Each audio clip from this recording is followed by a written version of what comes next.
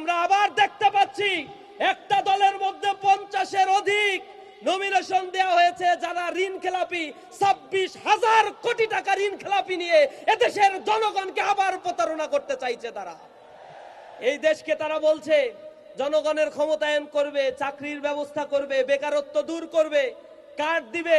তারা বিগত সময়গুলোতে 10 বছর যখন তারা ক্ষমতায় ছিল তখন 10 বছরে দুর্নীতিতে এই দেশকে চ্যাম্পিয়ন করেছিল।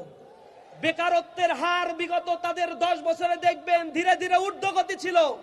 তাদের ক্ষমতায় থাকাকালীন সময়ে বাংলাদেশের একটা শিক্ষা প্রতিষ্ঠানও ছাত্র সংসদ নির্বাচন তারা দেয় নাই। তারা জনগণের ম্যান্ডেটে যদি বিশ্বাস করত তাহলে তারা ছাত্রদের জুলাই অভ্যুত্থান পরবর্তী ক্যাম্পাসগুলোতে ছাত্রদের ম্যান্ডেটের বিপক্ষে তারা অবস্থান করত না। আপনারা দেখেছেন প্রতিটা ছাত্র সংসদ নির্বাচনের ক্ষেত্রে তারা যা ইচ্ছা তাই কার্যক্রম পরিচালনা করেছে।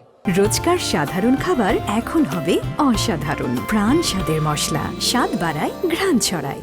তাদের মবের কারণে প্রতিটি ছাত্র সংসদ নির্বাচন বারবার রিশিডিউল করতে হয়েছে। তাদের অযৌক্তিক দাবির পরিপ্রেক্ষিতে জাহাঙ্গীরনগর বিশ্ববিদ্যালয়ে হাতে ঘুরে সেখানে রেজাল্ট দিতে গিয়ে 3 দিন পর্যন্ত রেজাল্ট দিতে তারা গড়িমসি করেছে। সর্বশেষ হারার ভয়ে খেলতে না নেমে তারা যে কাজটা করেছে, জাতীয় নির্বাচন কমিশনের সামনে গিয়ে তারা 2 দিন অবরোধ করে রাখছে। তারা নির্বাচনের প্রচারণা করে না, তারা নির্বাচন কমিশন অবরোধ করছে। অবরোধে যখন কাজ হচ্ছে না তখন তারা ছাত্রদের তাদের দলের কিছু নেতাকর্মীকে নিয়ে এসে হাইকোর্টে রিট করেছে। সর্বশেষ কোর্টকে ব্যবহার করে শাহজালাল বিজ্ঞান প্রযুক্তি বিশ্ববিদ্যালয়ের নির্বাচন তারা স্থগিত করেছে। করার পরে তারা করো জোরে হাতে তালি দিয়ে তা সেলিব্রেশন করেছে। তার মানে কি পরিমাণে অন্তরে ভয়, দুরুদুরু অবস্থা তাদের। তারা ভীত বিহ্বল হয়ে পড়েছে। আগামীর বাংলাদেশে জনগণ যে জেগে উঠেছে, আর চাঁদাবাজদের পছন্দ করে না।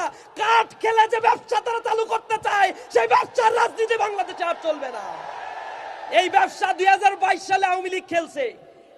1 কোটি কার্ড দিয়ে 32 লক্ষ কার্ড ছিল অকেজো। 68 লক্ষ কার্ড দিয়েছে তাদের নিজস্ব চ্যানেলে। উপজেলা পর্যন্ত আওয়ামী লীগের নেতা কর্মীরা এই কার্ড দিয়ে বাণিজ্য করে কোটি কোটি টাকা তারা হাতিয়ে নিয়েছে। ব্যবসা বাণিজ্য করে ফুলে ফেপে অনেক বড় হয়ে গিয়েছিল তারা। এটা নিকট অতীতের ইতিহাস, জনগণ এগুলো মনে রাখছে। আবার সেই প্রতারণা করা শুরু করছে।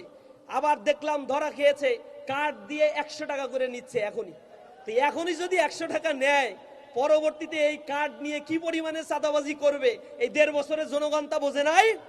পুরান ঢাকার মানুষ কি সাক্ষী না তারা জনগণকে কিভাবে লাঞ্ছিত করেছে? এই পুরান ঢাকার মাটিতে তারা পাথর মেরে মানুষকে হত্যা করে নাই চাঁদাবাজির জন্য। তাহলে জনগণকে জেগে উঠতে হবে। আগামীর 12ই ফেব্রুয়ারি নতুন বাংলাদেশের সূর্য উদিত হবে, যে বাংলাদেশ হবে ঐক্যবদ্ধ, স্বনির্ভরশীল, আত্মপ্রত্যয়ী আর ইনসাফের একটি বাংলাদেশ।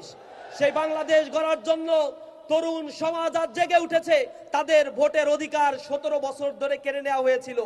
সুতরাং তারা আবার যদি ভোটের অধিকার থেকে বঞ্চিত হয়, এবার আবার কথা বলবে।